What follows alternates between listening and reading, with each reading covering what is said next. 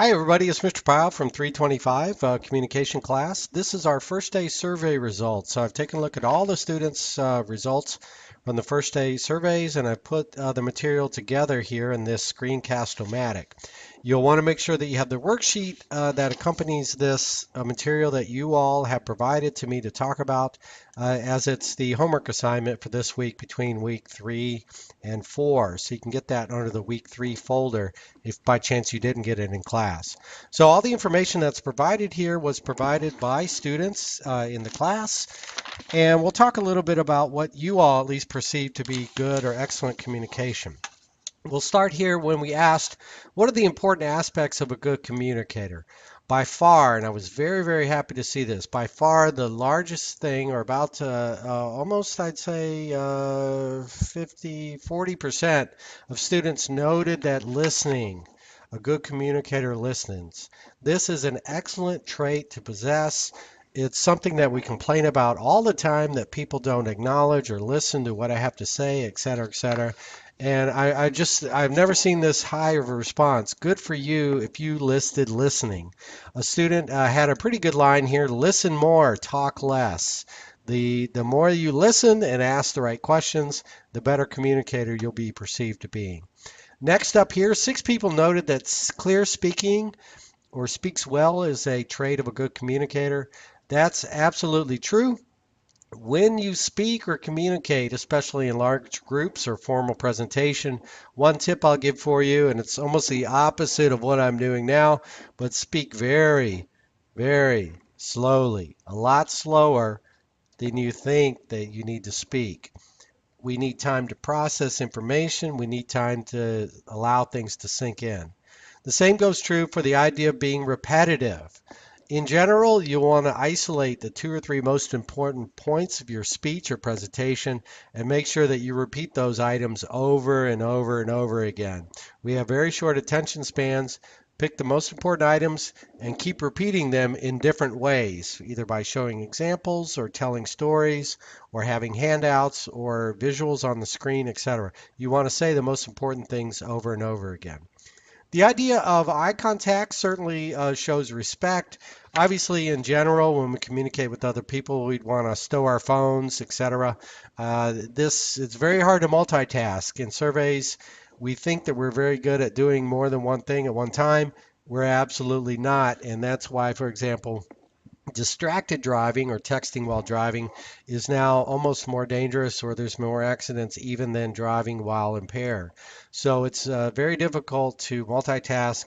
Allow yourself to have direct eye contact, and it really offers some good respect to other people.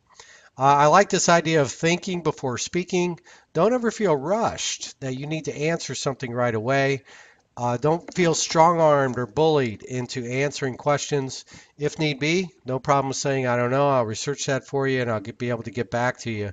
And this way you won't say the wrong thing and get locked into something.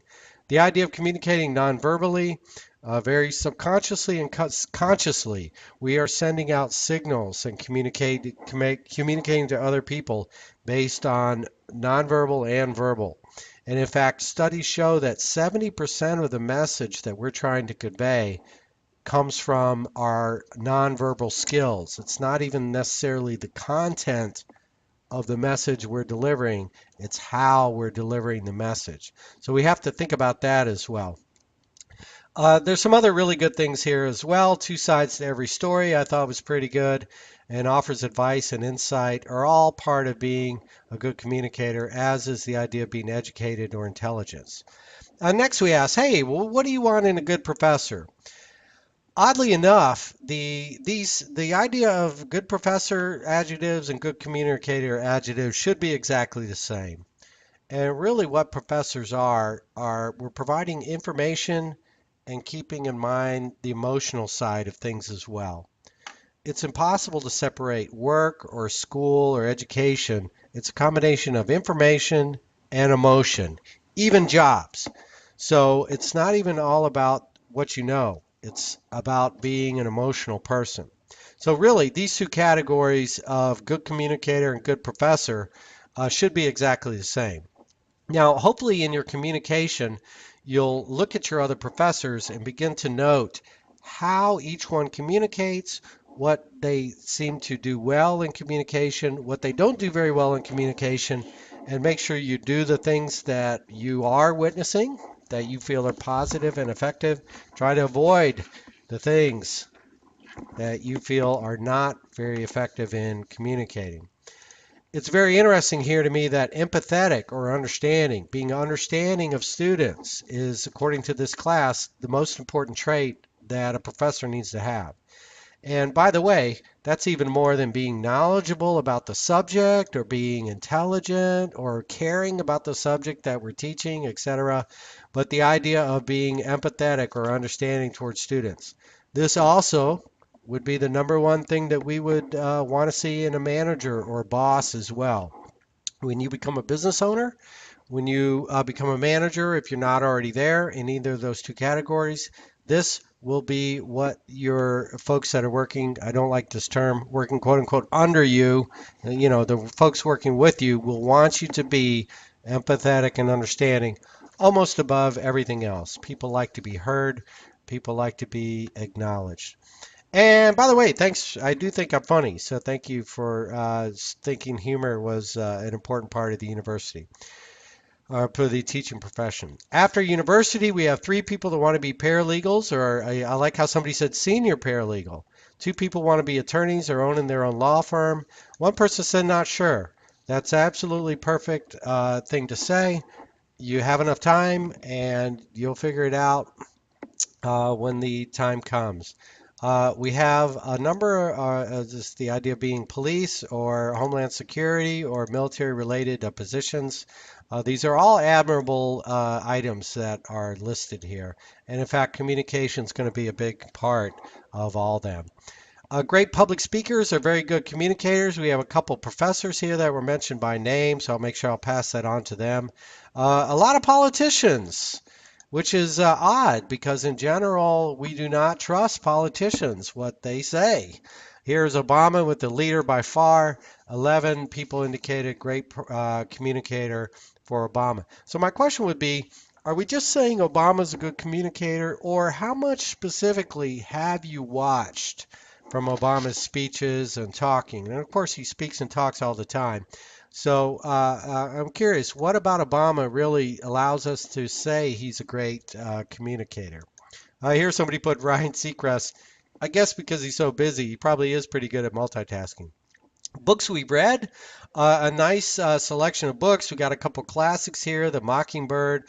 People do love the Harry Potter series. A lot of black or African American representation here with the idea of The Bluest Eye, Native Son is a Chicago author, Richard Wright, Eyes Were Watching God, Zora Neale Hurston. So that's nice to see.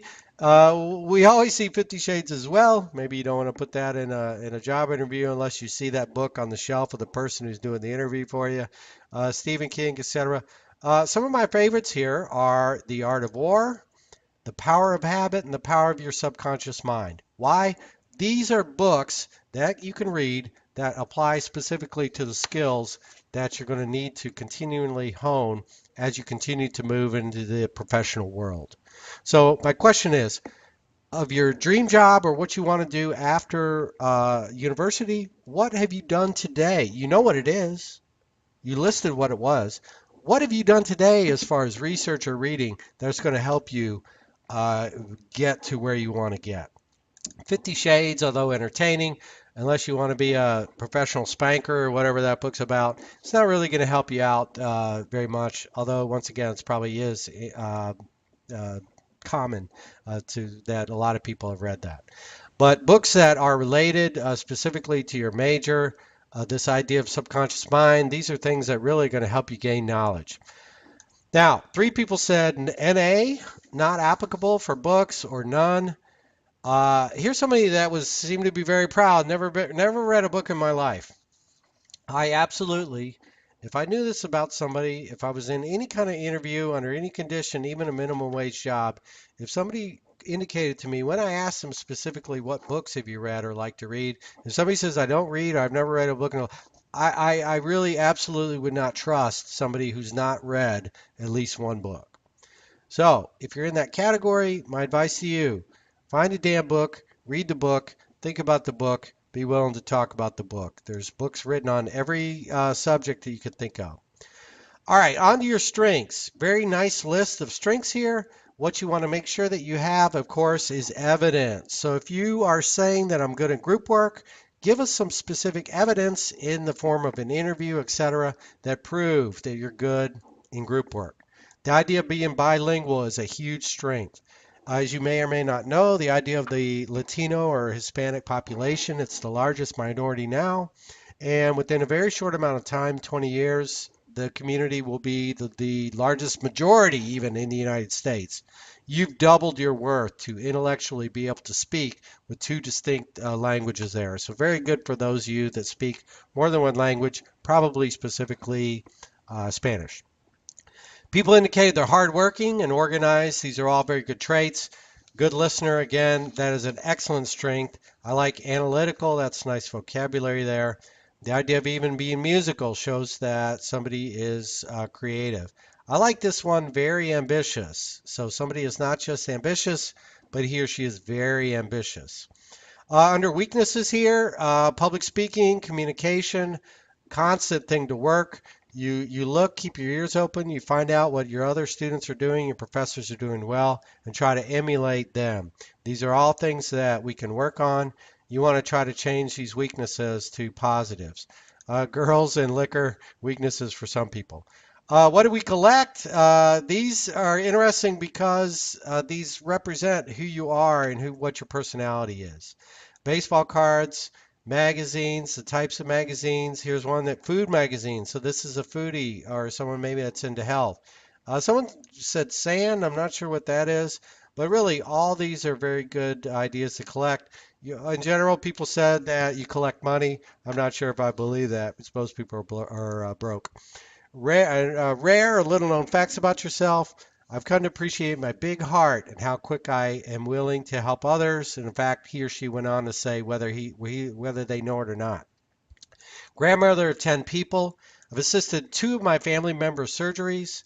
I'm a notary, raised in Mexico. I have a 20-year-old granddaughter. It's very interesting. Survived a riot in the Middle East. Have a big heart. Don't like heights. Had cancer. Play violin and piano and very good at most sports. I love this one. I swallowed a penny when I was 5. That's a very good trait. I want to own my own horse ranch one day. This person had 3. That's a very nice. I could tell I want to be an actress for half my life. These are all very good introspective comments here. We have 3 veterans in the room, and thank you very much for the veterans. My secret word for you to write on the bottom of your worksheet is I'm going to say fine art. Write the word fine art. That's your bogus. That proves to